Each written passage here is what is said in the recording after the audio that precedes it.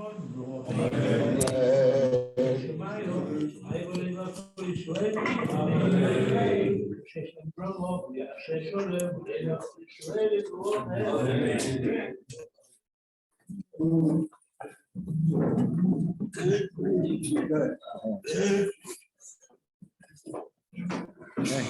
evening, everyone. Thought this evening do something slightly different, but no secret. I'm sure many people are aware that this week Am Yisrael lost a great leader. Drukman passed away on the last night of Hanukkah. Yesterday was the Levaya with, by coincidence, tens of thousands of people. I don't know the official numbers, but tens of thousands of people went out from all over the country, stood in the pouring rain to pay tribute, to pay respect. I'm not going to give a hesped. I'm not qualified to do that. Didn't know him personally, but I thought we can speak a little bit about who Rav Drukman was, share some of his Torah, a couple of ideas which he taught, and hopefully they can inspire us to learn a little bit more about the mission that he fulfilled in his life and the mission he left us to continue fulfilling after he's gone. So, I think anybody who is remotely connected to the world of religious Zionism has heard the name of Drukman, has heard of who he is, at least in Israel. His very name is more or less synonymous with the idea of the religious Zionist world. Now, unfortunately, in Chutz La'aretz, not as many people know who he was. Not as many people have heard of him. I was speaking to a friend yesterday in England. He said, "Who was Rav Drukman?" He'd never heard the name. What was he? So I said, the way maybe that I can give you an analogy of what people are feeling right now. I said, lahavdil. But if you imagine going back a few months, some people here from England, some people watching from England, go back a few months ago. Remember the way that people felt in England when the Queen died. Lahavdil. But it was the end of an era. There was something which was this towering presence, this towering personality, a person who was not just an individual, but represented something much greater, represented a world and part of a world that is gone. And that, I think, is to a great extent the way that we can think about Rav Drukman.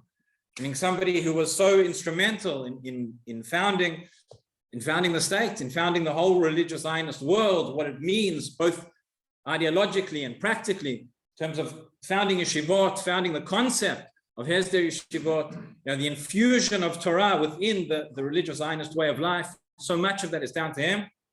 As I said, I never met him personally, but I think anybody who's learned in any Hesder yeshiva, any religious Zionist institution in this country, it's not an exaggeration to say that it is in some way, shape, or form a Talmud of Rav Drukman. So let me share with you a couple of ideas, things which he taught, and words from his Torah. In this week's parsha, we have the long-awaited reunion between Yosef and the brothers. It really began last week, but it's this week in Parashat Vayigash where Yosef reveals himself to the brothers. They know that where they are, and he sends them back. They go to bring Yaakov, to bring their father, and the whole family comes down to Egypt.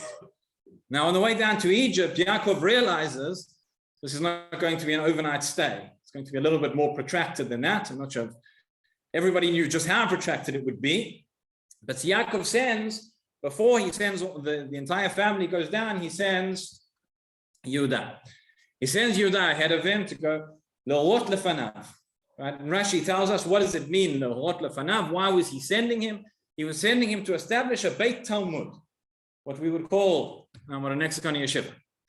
That before Bnei Israel could go and they could resettle in Egypt, any Yaakov Avinu understood, any Jewish community, any Jewish existence, there needs to be a center of Torah. There needs to be a yeshiva for people to be able to go and to learn, and without that, we have nothing. This is something, by the way, which Rav Drukman understood very, very well.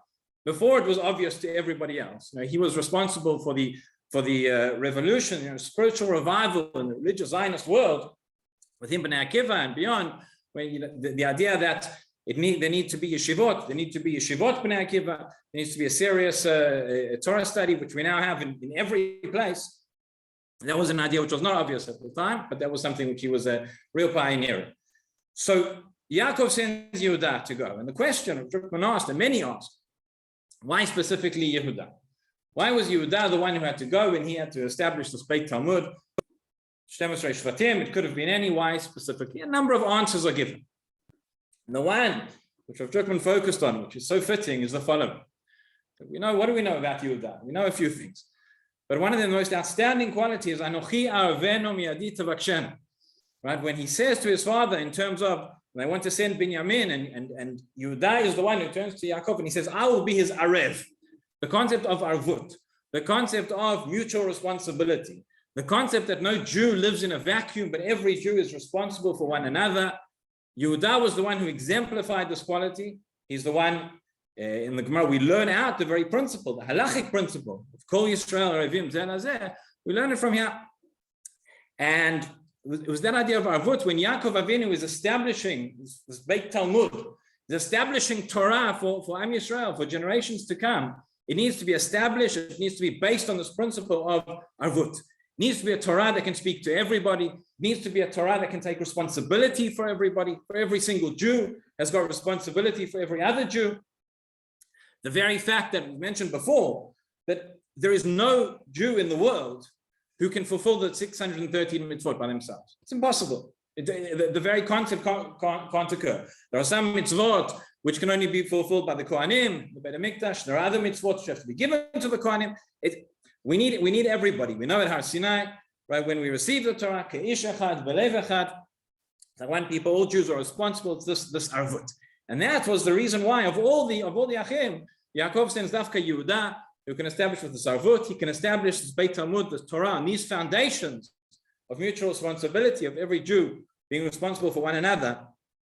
It's extremely fitting that Rav Drukman would choose to take this explanation, to focus on it. This is something which he lived, this is something which he breathed, this is who he was, and something which he taught us very much, not only in his words, but in his actions, this great, great love of Am Yisrael. Along with that, he was somebody who exemplified a love of Eretz Yisrael as well. And one of my favorite Divrei Torah, which I heard in his name, beautiful idea, he said the following. He would talk a lot about, and he lived it. He came here before the state was established. He escaped miraculously escaped from Europe. There are a number of stories of how his life was saved. But he really felt that he was living through the vision of the prophets, and he really didn't take for granted the gift that we have of Medinat Israel. And he would say the following. We have the pasuk, which is familiar to all of us. We say it every Shabbat. We say it often before benching. In Shiur Maariv.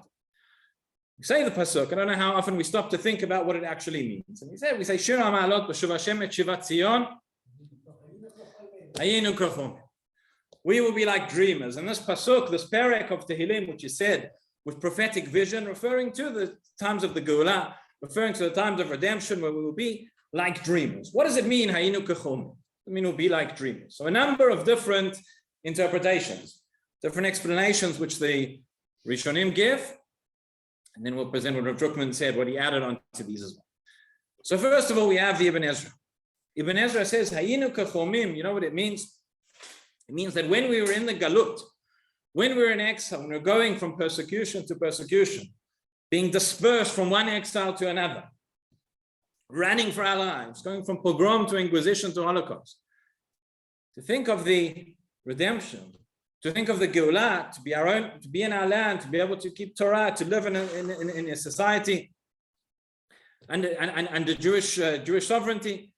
Hayinu kachomim. The Geulah is a dream. The Geulah is a far-off dream. The pasuk is talking about, says Ibn Ezra, pasuk is talking about in the Galut. We say when we think of the Geulah to come, hayinu kachomim. That will be like a far-off dream. It's interpretation number one. Explanation number two. This is found in the Radak. The Radak quotes this in the name of his father. So he quotes Ibn Ezra as well, but he quotes a different explanation. He says the opposite. He says that the pasuk is talking not about from the perspective of the Galut to the future of the Geulah, but he says the pasuk is talking from the Geulah to the perspective of the past of the Galut. He says when we come to the Geulah, when we come to Eretz Yisrael, when we come to the redemption, with all the joy and all the ecstasy and all the simcha that brings, then to look back, to think back on what was and all the suffering and all the travails, at that point, he says, it's like a passing dream, like a dream that's gone, it's something in the distant past. So that's one explanation says it's looking forward to the future. The Geulah will be like a dream. One explanation says it's going back to the past. The Galut will seem like a dream. It says Rav Drukman, all that is very well if you're sitting 800 years ago, 900 years ago, in Provence, in Spain, in England, wherever it may be, and giving those interpretations. But he says, living where we are today, here and now in Eretz Yisrael, we can add a third page. And the Perush is like this. And he would repeat this many times. He says, a person can be dreaming. There are different ways and different states that a person can be dreaming. You can dream physically, you can dream figuratively. Some of you might be dreaming right now. Right? He says, we imagine a person who's sitting, imagine a school child who's sitting in class and the teacher is talking. He's staring out the window and he's dreaming. The teacher's talking, he has no idea what's being said. He's dreaming. We can be in situations, we can be in the here and now, but we're not really here because we're dreaming of something else. We're dreaming of somewhere else. So Rav Drukman, that's what this pasuk is talking to us here and now. It's not says Shivat Zion Hayinu Kechomim, not in the past, not in the future, in the present. We're right here, we're part of Shivat Zion. We're part of Kibbutz Galuyot. We're part of the fulfillment of these prophecies. We are part of the process of the Geulah of Am Yisrael returning to his land. And you know what? It doesn't match up quite all of our expectations. Hasn't started in exactly the way that we decided it has to be. The cottage is too expensive. Whatever it is. Like dreamers. But our job is not to be dreamers right now. Wake up. Wake up, look around you and realize where you are. Appreciate what you have. And again, somebody who came from where he came from. He came from Europe, he came here, he didn't take any of this for granted. But he understood what it was and he understood to appreciate it, number one. And number two, after you appreciate it, to be a part of it, to play an active role in it. And he did so many things. He made such a towering contribution in so many different ways. The institutions that he built, the movement that he built, the Talmidim, the thousands, tens of thousands of Talmidim that he raised, continue today. So we should be able to recognize that, to learn from that vision, to appreciate what it is that we have, and as we appreciate, to again be an active part, play that role, and continue on with that legacy and continue on with that mission, which he left us to until we have the complete Geulah Shlema. ובחנניה בן הקש אומר אצל הקדוש ברוך הוא לזכות ישראל לפיכך בא למתור מצוות שנאמר אדוני חפץ למען צדקו יגדיל